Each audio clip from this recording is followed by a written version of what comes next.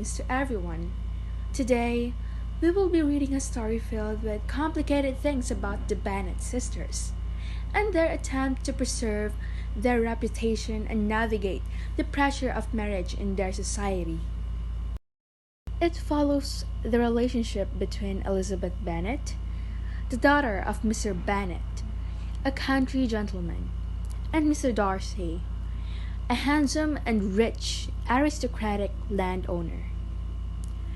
It is a perfect love story, yet they must overcome their sins of pride and prejudice in order to fall in love. Published in 1813 by Jane Austen, we present to you Pride and Prejudice. It is a truth universally acknowledged that a single man in possession of a good fortune must be in want of a wife. Once upon a time, in their modest house in Longbourn, Mrs. Bennet shares some news with her husband. It's about a wealthy young gentleman, Charles Bingley, who has just rented the nearby estate of Netherfield. Mrs. Bennet twitters with excitement because she wants him to meet her daughters and hopefully marry one. My dear, have you heard about the news? None of your pound is so pleased. None of your mama. That's why I'm estate is supposed to America. That's very safe. Well, don't you want to know who is taken? Well, if you want to tell me, then go. I have no objection to doing it. It is taken by a young man, rich man from the north of Turkey. Oh, is he married? What is his name? He is Mr. Bingley. Is he married or single? Yeah. What? Single, my dear, to be sure. He is a single man of a large fortune. What a fine thing for you. Our goods. And how so? How can you affect it? Oh, my dear Mr. Bennet, how can you be so tiresome? You must know that I'm thinking of him, marrying one of them. Alright then, I give him a hearty consent to marry whoever girl he chooses. Oh, this is such an exciting, isn't it, Lizzie? You're right, Jane. Mother now have 5 unmarried daughters and one wealthy suitor in the neighborhood. Girls, this is a marvelous opportunity. Mr. Bingley is a handsome and a wealthy gentleman. He's handsome. I hope he's tall and dance as well. I want to be the person to dance with him at the next ball. Oh, Lily, I always think about dancing. I just hope he's kind and witty. Oh, well, I hope he appreciates music and literature. A deep connection of mine is for sure. I believe so. Get ready as we will go into a smoke. Going to ball! When the night of the ball comes, people are happily dancing with music and melody accompanying them. Then suddenly it stops as Mr. Bingley and Mr. Darcy arrive at the occasion. My dear, why don't you introduce him to the girls immediately? Mr. Bingley, my eldest daughter, you know. This is Mr. Bennet and Mrs. Bennet, Miss Jane Bennet, Miss Elizabeth, and Mary Bennet. Nice to meet you. Well, I have 2 more, but they're already dancing. Will you join me this dance, Miss Jane?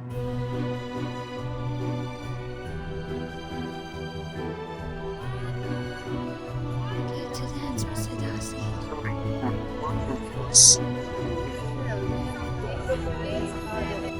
I was dancing with the most beautiful creature I ever beheld, and her sister Elizabeth was too beautiful.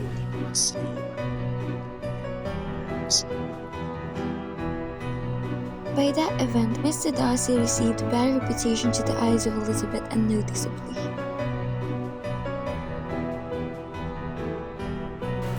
One heavy rain passed, and Jane caught a cold on her way to Mr. Bingley's house. A letter was delivered to the Bennet household explaining her condition. There was no carriage available, but Elizabeth was so motivated to see her ailing sister. I want to see her. I will, even if I can't walk. By the time Elizabeth arrived at Netherfield, she was soaked from the rain, her stockings covered in mud, and her strength nearly depleted. She was determined to be by Jane's side no matter. I couldn't bear the thought of you being here all alone. Thank you as well, Mr. Bennet, for letting her stay. Let us all now. Come now. Mr. Darcy and Darcy.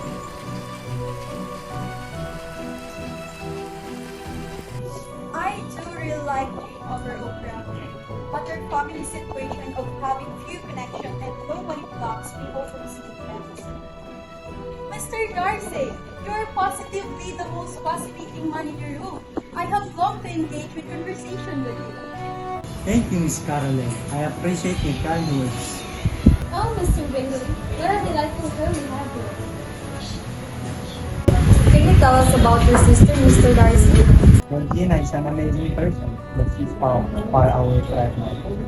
She's an accomplished person, I see. Well, a person must have strong knowledge in music, singing, dancing, drawing, and modern language with a simple. I am doubtful of you knowing a woman like that. Are you so severe at your own gender? Well, guess what?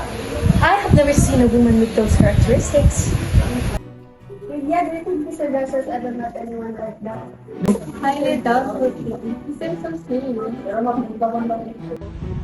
How fascinating Mr. Darcy and Miss Elizabeth. Here's, sure, certainly spirited. Meanwhile, amidst the drama and worry, Mr. Darcy began to have feelings for her. His heart was stirred by Elizabeth's selflessness and great determination. Right after they get home, Mr. Bennet receives a letter about Mr. Collins' arrival at their home. Oh, what an absolutely magnificent property you have here. Truly splendid, Mrs. Bennet. Oh, Mr. Collins, you're too kind. It is a fine state indeed.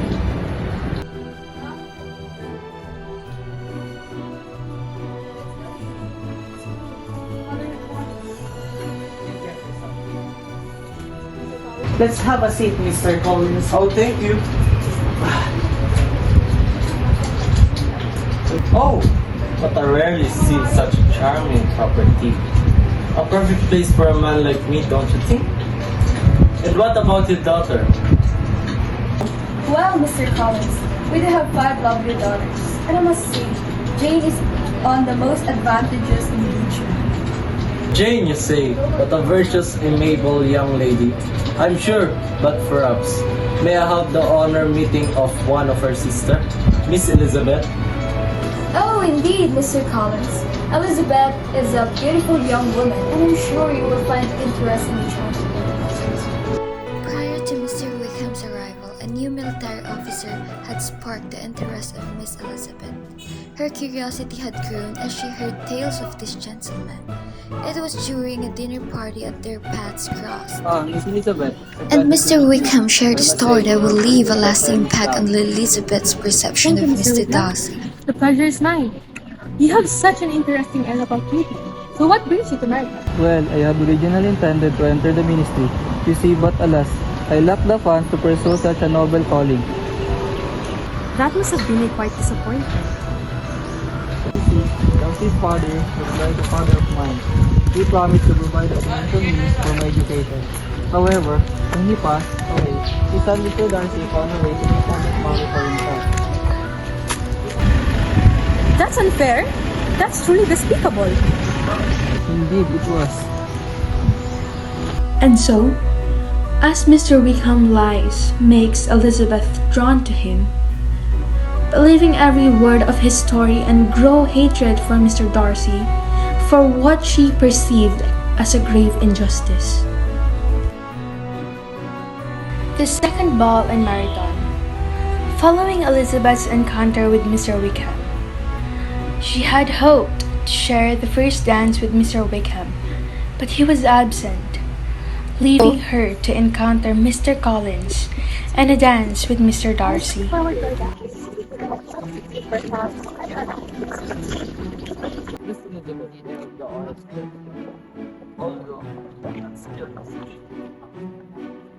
Indeed, Mr. Collins, the honor is mine.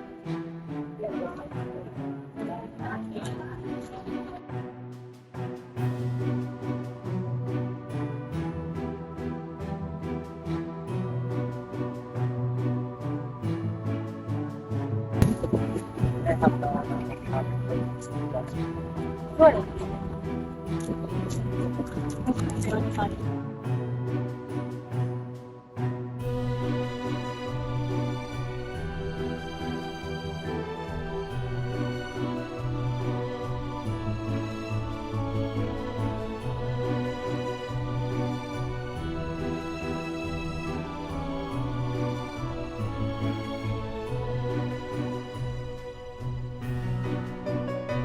Mr. Collins' visit in a twist of fate led him to make an unexpected proposal to Miss Elizabeth, assuming that Elizabeth would be thrilled to obtain such a wealthy man.